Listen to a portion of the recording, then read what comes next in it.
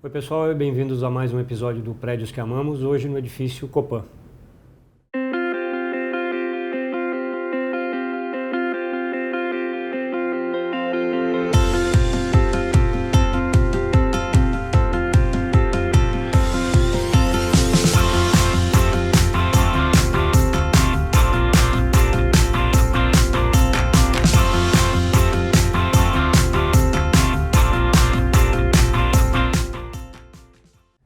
Oi pessoal, eu sou Otávio Pontidura, sócio da Refúgios Urbanos, e hoje eu estou aqui no edifício Copan, mais uma vez com o Dimitri, mais o Niemeyer, né, Dimitri? É isso mesmo. Obrigado pelo convite de novo. Imagina, sempre um prazer.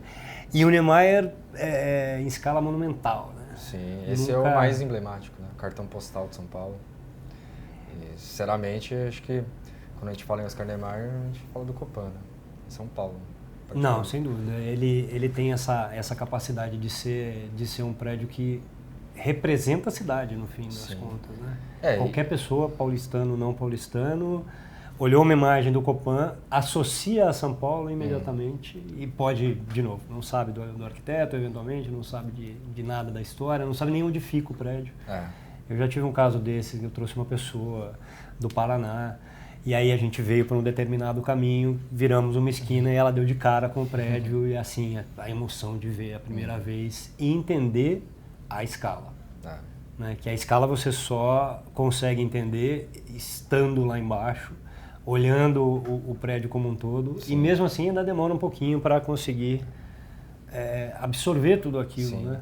A escala do Copan, acho que de edifício habitacional, acho que é um dos maiores, se não o maior, assim, de São Paulo. Você sabe que, não sei se você sabe dessa história, tem o JK, o conjunto JK do Niemeyer também lá em Belo Horizonte, que também é um edifício enorme. Agora eu não sei qual dos dois tem mais tamanho, mais área construída. De repente, depois o pessoal ajuda a gente com comentários e tal, para desvendar esse mistério. Eu acho que o Copan, assim, é como se fosse funciona como uma mini cidade, né? Mais de 5 mil moradores, né? Então a gente tem uma dinâmica urbana. 1.160 unidades. 1.160 unidades, a gente tem uma dinâmica urbana, é uma microcidade dentro de um centro, que é São Paulo, que já é um centro também consolidado. Mas a galeria lá embaixo, com as lojas, com o serviço. Mais de 70 lojas. E absolutamente permeável mesmo, de verdade, em vários pontos. Ela tem várias entradas abertas durante o dia, então as pessoas eventualmente até usam a galeria da parte inferior do prédio para passar de um lado para o outro. Sim, né? Se deslocar, ainda mais... Para lá.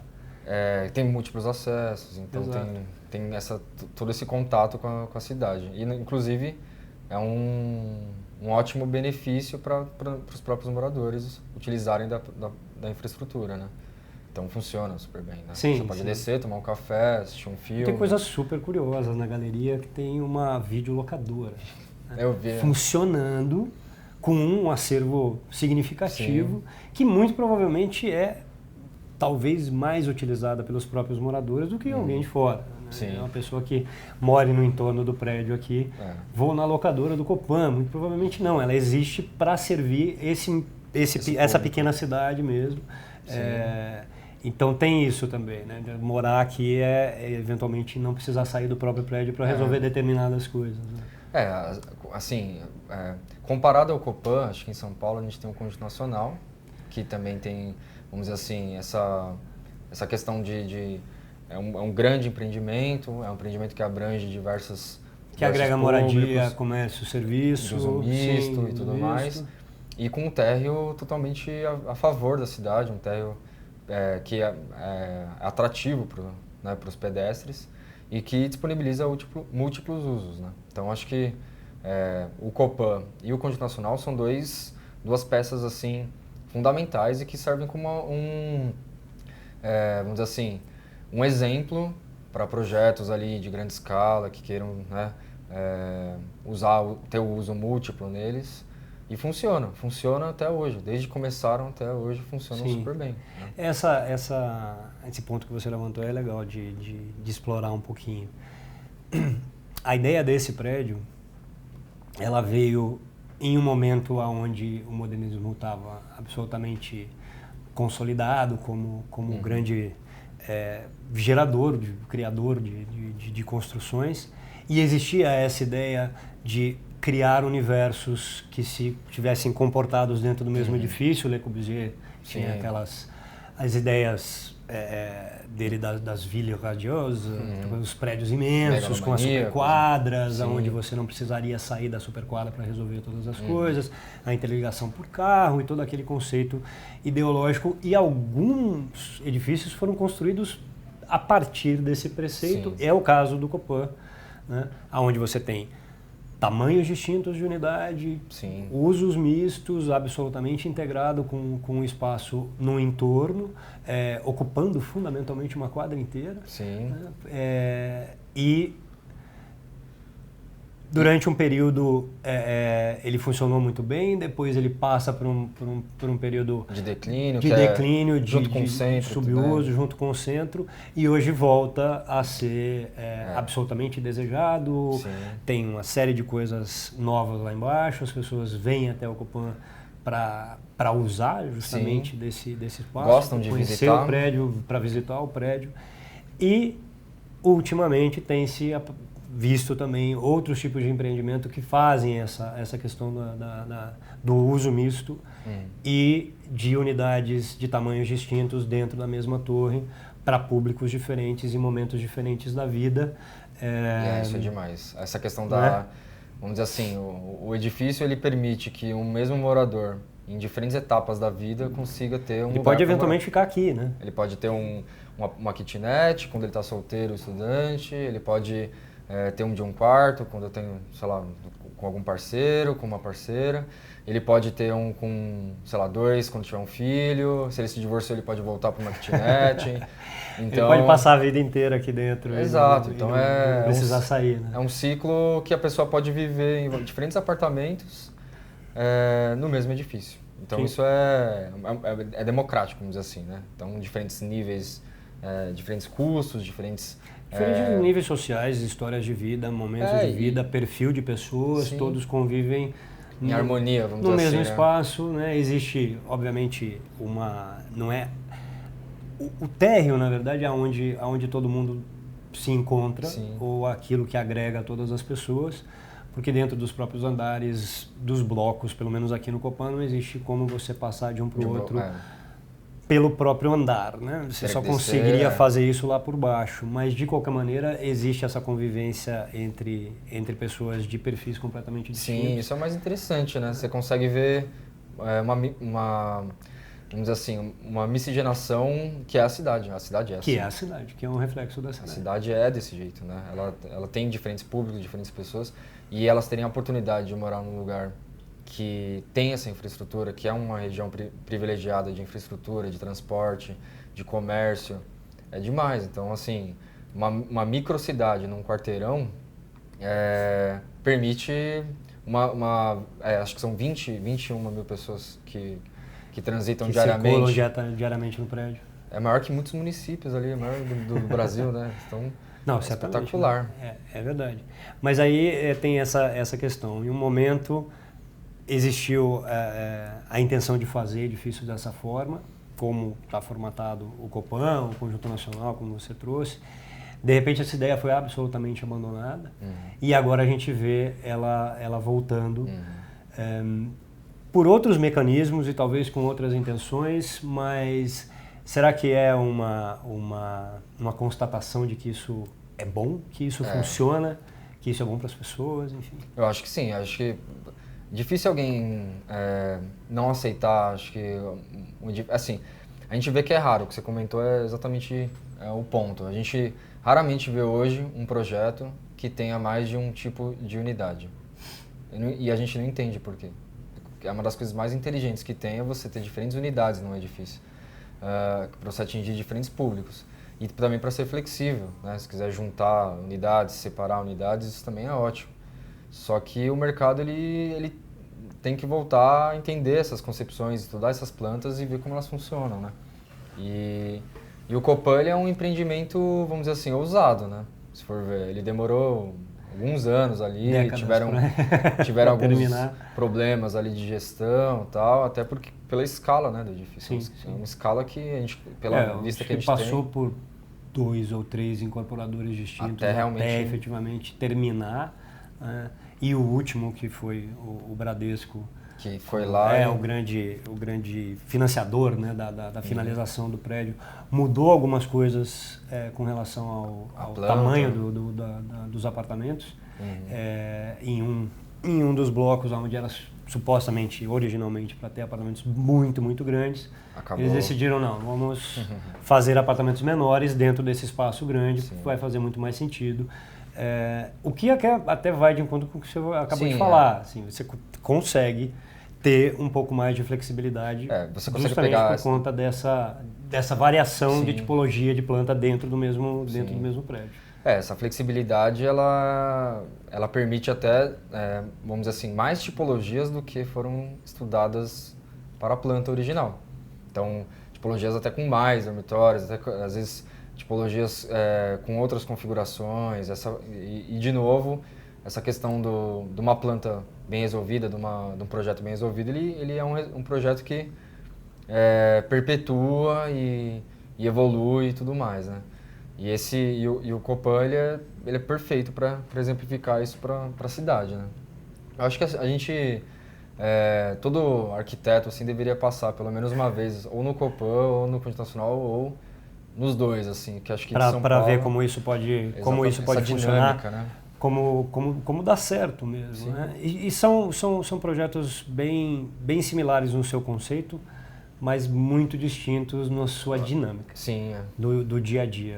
Eu vejo o Conjunto Nacional mais como uma grande praça que abraça todo aquele pedaço da quadra, onde boa parte das coisas acontecem dentro da galeria. Né? Você vê muito mais movimento e tudo bem, tem muita gente na rua, mas eu digo, o uso da galeria é intenso pelas pessoas. Né? Tem aqueles bancos, as pessoas sentam, é como se fosse uma praça mesmo sobre mais o prédio. Mais de permanência, né? Com objetivo mais de permanência. E ele tem uma característica que boa parte da torre é mais comercial do que residencial. As unidades residenciais são menores em quantidade, em número, né? Então, o viver no Conjunto Nacional, ele é mais restrito a uma quantidade menor de pessoas. Então, você já não tem tanto essa experiência quanto tem aqui, que aqui é o contrário. Aqui você tem poucos escritórios, praticamente nenhum, porque o mezanino que seria para esse fim está praticamente vazio, mas você tem muita loja, tem muito comércio, tem muito serviço lá embaixo e muita moradia. Então é outra dinâmica, mas as duas funcionam, as duas respondem a essa questão de um edifício que está colocado numa situação tal que ele é um mundo em si mesmo, né? E ele se resolve de certa maneira dentro dele mesmo, com os seus próprios serviços e facilidades, inseridos na cidade e aberto para ela, né?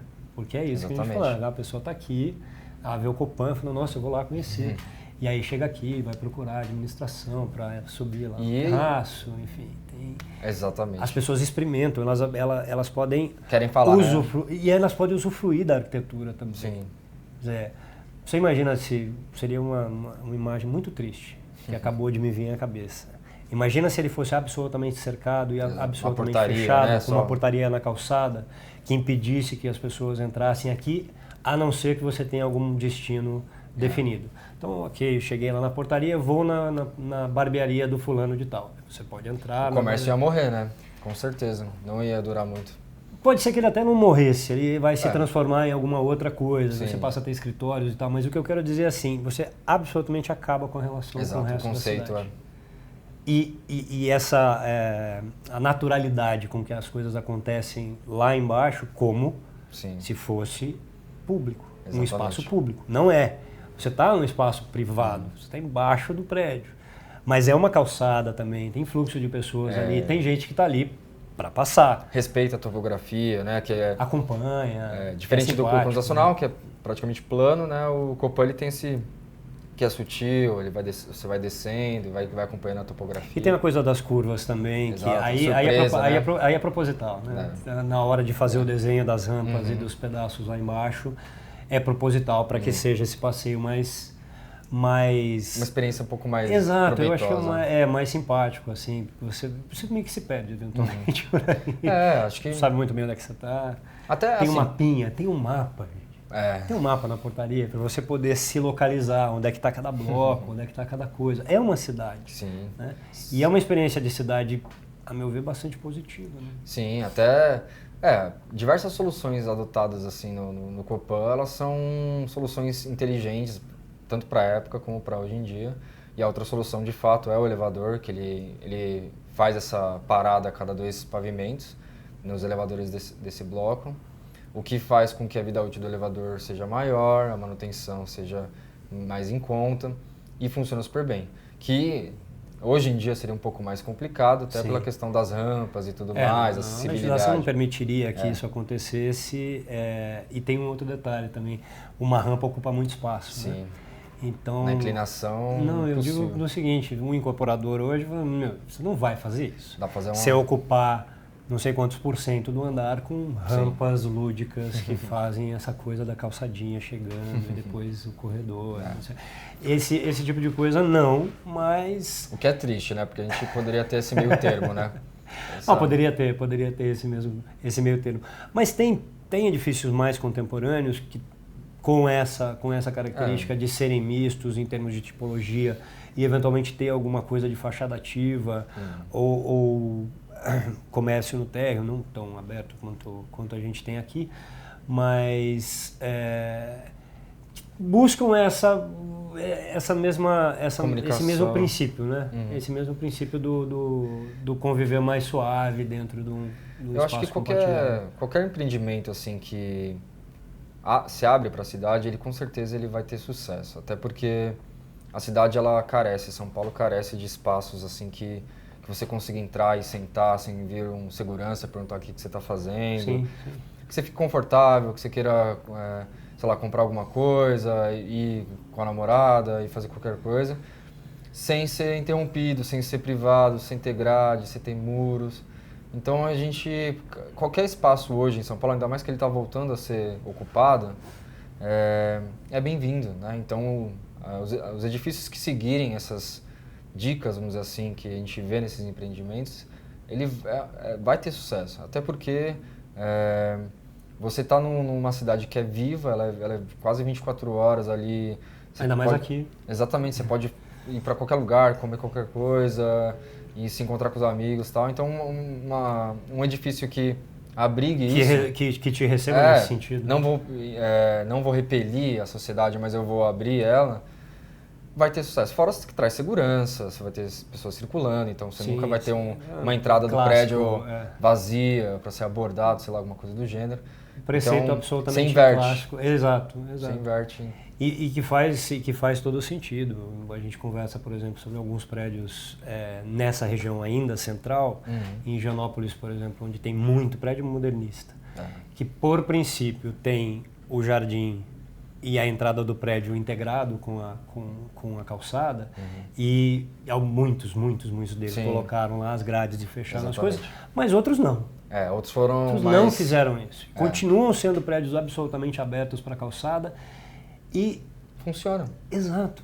Funciona bem. Não são invadidos. As pessoas entendem que existe um limite entre aqui e lá. Sim.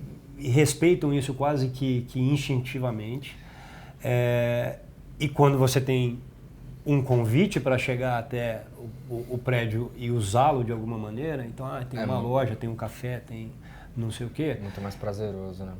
Exato. E como você falou, mais seguro até para quem mora no próprio prédio, de ter aquela circulação, de ter aquelas pessoas. Você vai chegar na sua casa e tem gente lá também usufruindo daquele mesmo espaço, te protegendo ao mesmo tempo que você protege elas. Então é um círculo muito, muito benéfico nesse aspecto. É dinâmica, né? A gente tem, por exemplo, aqui esse fluxo, igual a gente comentou, de 20 mil pessoas. São 20 mil pessoas que cada uma delas está vindo aqui para ou é morador ou vem aqui visitar alguém. E que o interessante é essas pessoas se encontrarem mesmo. Essas diferentes pessoas terem a oportunidade de se encontrar e entender que a cidade ela tem que ser assim, ela tem que ser uma cidade democrática, ela tem que ser para todos e ela tem que dar a oportunidade para todos poderem usufruir desse espaço, que é um espaço que já é um espaço, vamos dizer assim, limitado, vamos dizer assim. A gente está em São Paulo, A gente tem poucas áreas de lazer, a gente tem poucas áreas, sim, verdade. Vamos dizer assim, convidativas. E tá mudando, espaços abertos que você possa utilizar. Tá mudando. A gente tem edifícios que estão se reciclando, comércios com fachada ativa. Então, é um grande aprendizado, assim. Esse edifício, de todos, assim, de São Paulo, ele se destaca, assim, em inúmeros fatores. Não só na questão de estética e tamanho, exato, mas também como um exemplo para a cidade, né? Sim. Até a questão dos brises, do formato do edifício, da preocupação em criar a via, né, que faz acesso inclusive com a São Luís. Então funciona, simplesmente funciona muito bem, né? E a gente tem que colher esses frutos, tem que aproveitar, tem que pegar esses conceitos de projeto e aplicar eles em tudo, assim. Beber dessa fonte e replicar para o resto da cidade. Exatamente. Beleza, então, Dimitri, obrigado mais uma vez. Imagina, obrigado. A gente se vê na próxima. Obrigado. Valeu. Esse foi mais um episódio do Prédios que Amamos. Se você não quer perder o próximo, se inscreve no canal, deixa o seu like, ativa as notificações e a gente se vê.